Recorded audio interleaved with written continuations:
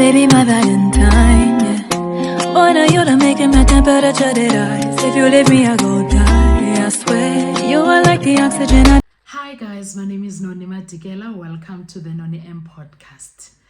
So let's talk about what would help to crack the senzomeyiwa case, and then what would happen with that if it's done. But before we get into doing that, guys, please make sure that you do not forget to like, to share, to comment, and most importantly, please make sure that you are subscribed on the channel. Please subscribe, subscribe, subscribe. Like, share, share, share. Comment. And when you are doing that, you are making sure the channel is growing financially and in numbers. Please make sure you are watching all the videos and you are watching the videos up until the end. When you are doing that, this channel gets to grow. So please make sure. Thank you so much. I really appreciate you. Please also make sure you watch the ads that are coming through. Please. That is how you are supporting the channel financially, by watching the ads that are coming through. Thank you so much. I really appreciate you. Now, let's talk about what I think will be efficient way. What will I think the most efficient way to crack the senzomeyiwa case? It is to establish a commission of inquiry. Do you remember the time of Izigata Zabo agrees? Do you guys remember? Do you remember about Brian Molife's crying because of his Gata Zabo escort? Do you guys remember? I think we need that for the senzomeyiwa case. Do you remember when Nandi Pama Kudumana and Thabo Bester skipped the country illegally? And there was a quick, very fast inquiry. And in that inquiry, a lot came out, and correctional services and what is that company? G4S, they were forced to tell the truth. It was done live, it was in parliament, and they were forced to tell the truth about the whole saga of Thabo Bester, even though they did not tell the truth, but they did tell what exactly is happening, because for a very long time they were denying what was happening, but they were forced now to come clean and say, yes, the situation has happened. They had no choice. So I think that when it comes to the senzomeyiwa case, they need to do the same thing. Reasons for that, we still need to find out a lot of things. They must call they need to call all the investigative officers and relevant stakeholders involved, and they must be on board, because we need to understand. We need to know. Baloyi must explain to the evidence leaders why he chose to prosecute cases 636 than 375. What criteria did he use? Why he chose to use that criteria? He needs to explain. And then also, why Geninda must come and explain himself. The first question I would ask Geninda as an evidence person, like the people that would be asking questions in that inquiry, I would ask him as an evidence leader or chief of inquiry, is why did he decide to bring a case 363 to NPA the same day Warrant Officer Makubo was bringing case 375? When he went to drop the docket of 375 into the NPA offices, obviously Geninda was aware that he is on his way there. And then he came, if you remember, when Makubo was giving his evidence, he said that Geninda arrived after him. He gave it to Baloyi and Geninda arrived. So Geninda needs to explain. They were working together. They have a disagreement about certain issues. So he needs to explain what were the disagreements about. And Makubo also needs to come and tell us, including Joyce, what were the disagreements about, what led them to open case 375. And then if Makubo went first to deliver the case at the NPA offices, why did Geninda saw a need to also go and drop his docket of 636 at the NPA office? Why? Do you understand? What was he waiting for all along? Because it was 2020, right? When they went, it was January 2020 when they went to drop off the docket, right? Or it was sometime in 2020. But now the question is, he was involved in the case from the onset. So what was he waiting for the whole time and not tell the NPA of his findings? What was he waiting for, Ugeninda?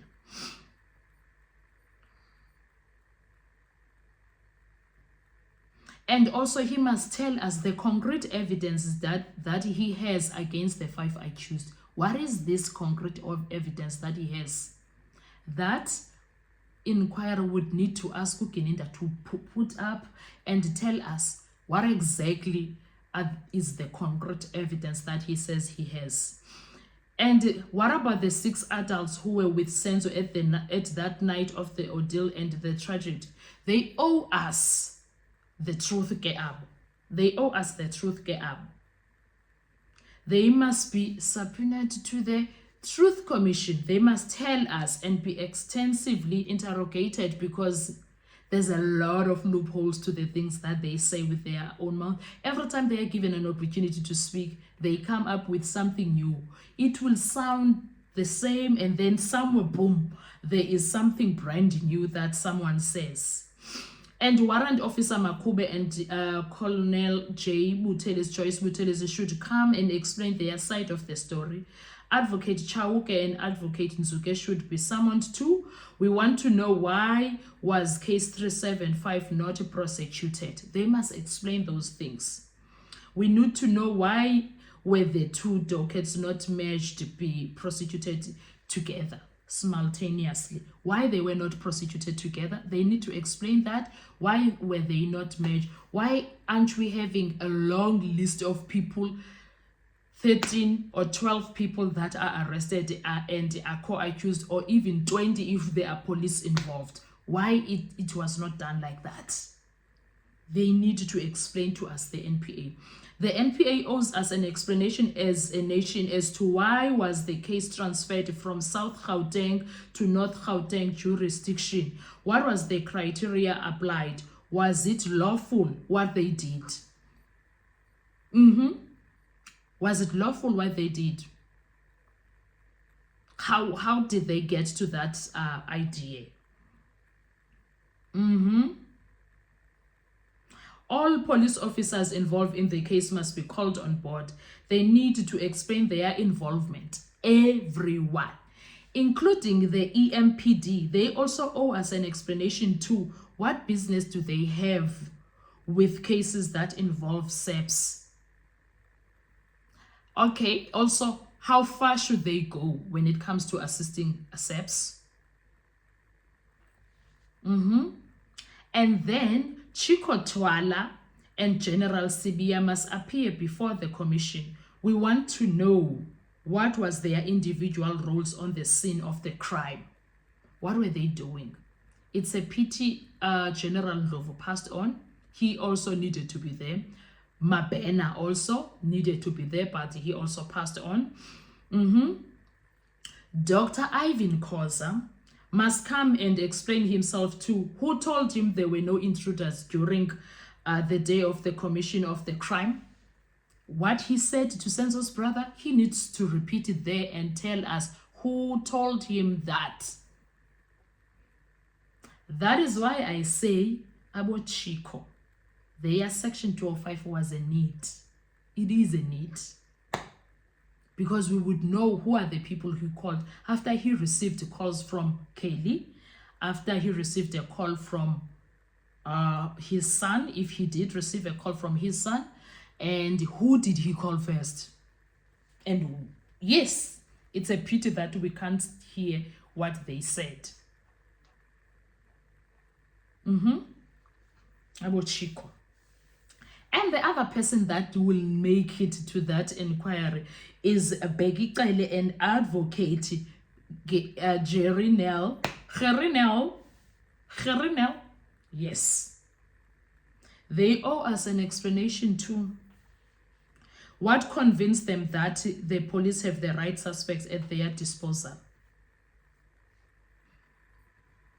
because this one did an interview telling the whole world that they have the right guys, which is Becky Cel, and then Ugerinel did not stop. Again, he's been doing interviews and talking to the media confidently. So up until this point, please, we're still waiting for this watertight case that they spoke of. They need to explain and give us facts. And Ugerinel spoke of facts, so they need to give us these facts. And lastly, they need to explain to the nation, why is Kelly Khumalo, if she is a sure thing that she is the mastermind, why is she not on the dock or arrested, at least maybe out on bail perhaps? Why? And then again, if they arrest Kelly Khumalo, if Bongani Ndanzi cannot get bail, that means Kelly Khumalo must not get bail herself.